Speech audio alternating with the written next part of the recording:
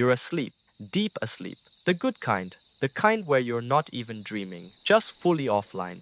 And then something wakes you up. Not a sound, a feeling, like someone left every light in the house on. You crack an eye open and the room is glowing. Your first groggy thought is, oh no, I overslept, it's already daytime. You reach for your phone to check, 2:47 a.m. That doesn't add up. So, still half asleep, still mildly convinced you're being pranked, you drag yourself to the window and pull back the curtain. And there it is, hanging low over the horizon, right next to the sun you've known your entire life, is a second one. Just sitting there, casually, like it's always been invited to this party and nobody told you.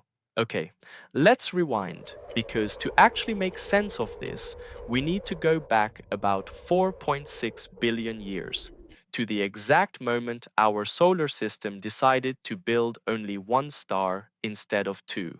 And somehow, nobody's ever apologized for that decision. Here's the part that'll annoy you a little. Two-star systems aren't rare. They're actually more common than single-star systems like ours.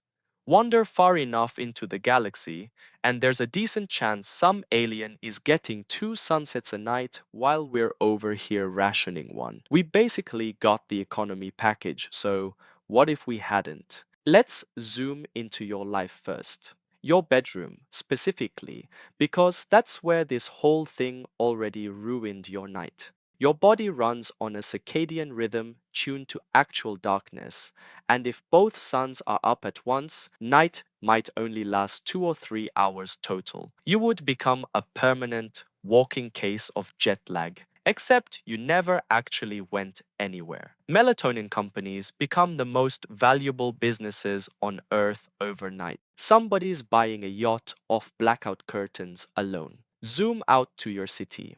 Rush hour doesn't end at dusk because there is no real dusk anymore. Just a long, weird, double shadowed afternoon that refuses to leave.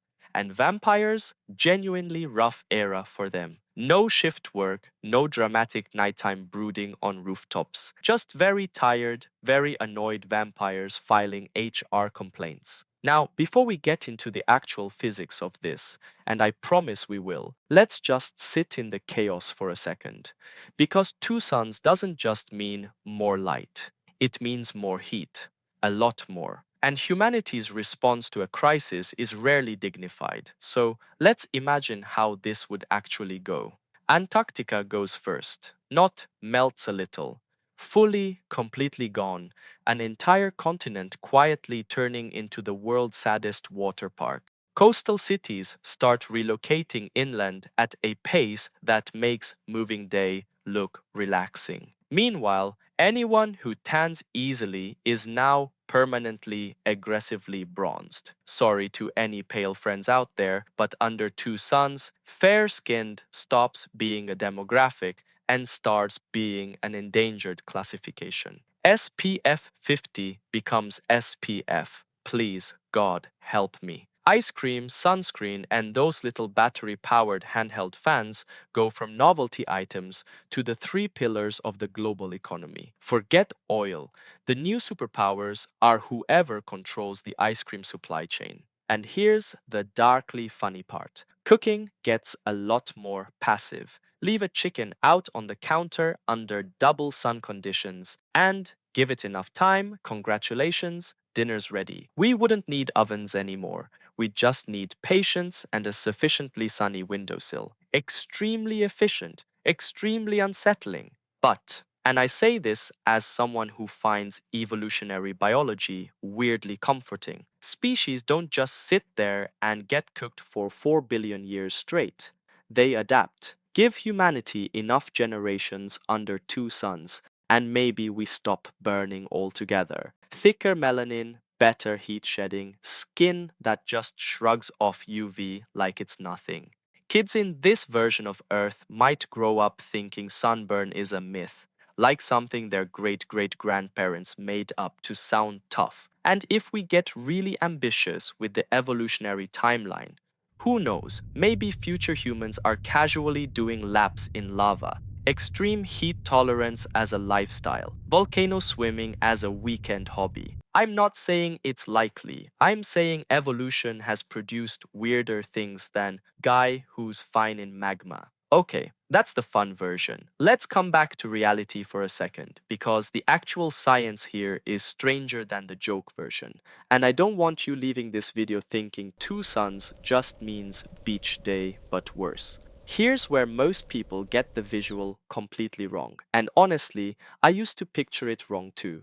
You're imagining two equal sized suns side by side, right? Tatooine, twin sunsets, someone dramatically staring at the horizon while orchestral music swells. Yeah, that's the Star Wars image everybody's brain defaults to. But real binary systems almost never look like that. For a planet to stay in a stable orbit around two stars, you generally need one of two setups.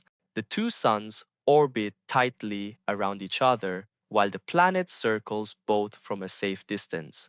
Or the planet hugs one star closely while the second sun sits far off, more like an unusually bright extra moon than a second daytime star.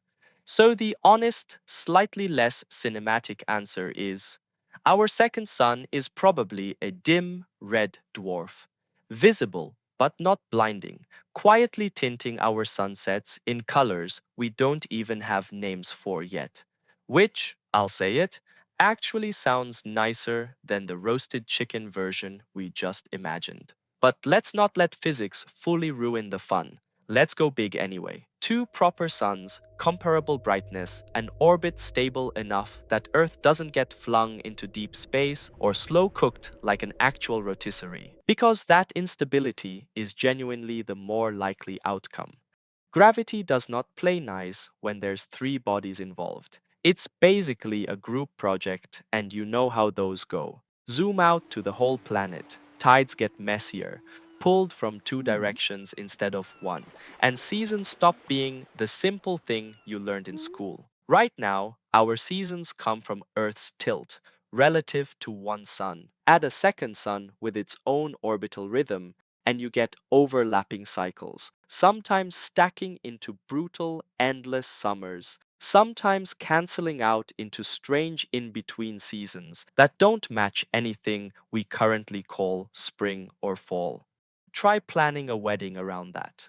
Honestly, one sun is already doing an enormous amount of quiet, unglamorous work, keeping an entire biosphere alive from 93 million miles away without us lifting a finger. Adding a second one doesn't feel like an upgrade. It feels like the system just got a lot more fragile for the sake of a cooler looking sky. And that's the twist hiding under this whole hypothetical. We assume more suns automatically means more energy, more light, more life. But stability is the rare thing out there, not abundance.